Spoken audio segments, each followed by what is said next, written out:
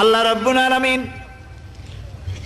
কোরআনে কারীমের ভিতরে নবীজির নাম একটি বারের জন্য নাম ধরে তাকে ডাকেন নাই, বরং তিনি বলেছেন তোমরা পরস্পর পরস্পরকে যেভাবে নাম ধরে ডাকাডাকি করো আমার নবীকে সেভাবে নাম ধরে ডাকবে না। আল্লাহ নিষেধ করেছেন আমার নবীর নাম ধরে ডাকবে না। সুবহানাল্লাহি ওয়া বিহামদিহি। এই পৃথিবীতে যত নবী আসছেন সমস্ত নবীরা হলেন এলাকা ভিত্তিক নবী, অঞ্চল ভিত্তিক নবী। এক এক এলাকার, নূহ আলাইহিস সালাম এক এলাকার, মুসা আলাইহিস সালাম আলাক এলাকার, দাউদ আলাইহিস সালাম আরাক এলাকার, এরকম এলাকা ভাগ ভাগ করা।